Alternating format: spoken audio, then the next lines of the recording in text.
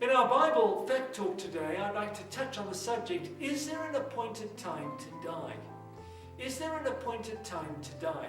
A visitor once asked an old-timer, what is the death rate around here?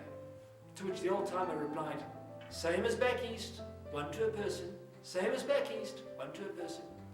The Bible clearly teaches us that death is an appointment for every person. In Hebrews 9:27 it says, just as a man is destined to die once and after that to face judgment. Each of man suffers mortality. But more specifically, people often want to know if there is an exact appointment time for each person to die. Well, it seems that God has indeed set a date for each of us, and it cannot be changed. All as our Creator has allotted to every person a fixed number of days and hours on the earth. In Job, one of the oldest books in the Bible, the prophet writes of God, man's days are determined. You have decreed the number of his months, and have set limits he cannot what? Exceed. Wow. In Deuteronomy 32:39, God is one who declares himself as the one who gives life and takes life. He says there, see now that I myself am he. There is no God besides me.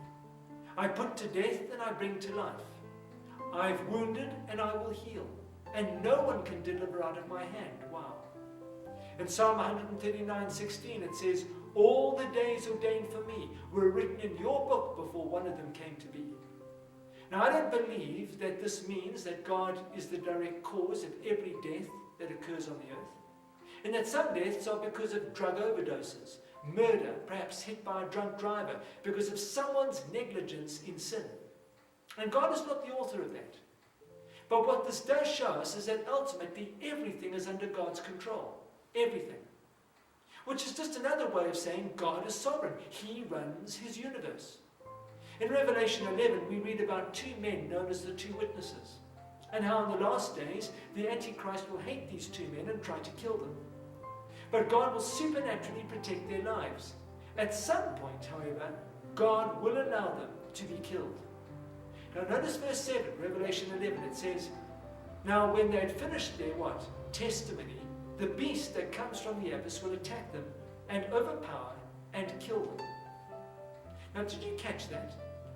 God will only allow these two witnesses to be killed when they have finished their testimony on the earth. I believe that is the same for every believer. We are all immortal until we have finished the work God has for us to accomplish in our lives. We are all immortal until we have finished the work God has for us to accomplish in our lives. And when the work is done, and only God knows when that time comes for each person, God then calls us home. And so we can say from Scripture that death is an appointment that none of us can avoid. No death is an accident from God's perspective. This should give us great comfort when a loved one or a friend departs from this life, for it's part of God's sovereign plan for that person, but it's in God's time. Now, while we may not understand God's timing, it's a great comfort to know that our Christian loved ones, like the witnesses in Revelation 11, have finished their testimony. Their work here for God is done, and that God, as a loving Creator, is working his perfect plan out for all of our lives in this world. And that when we have finished our work here, he says, come. For he has even greater work for us to do for him in heaven. May God give you peace as you think of these thoughts. May God bless you.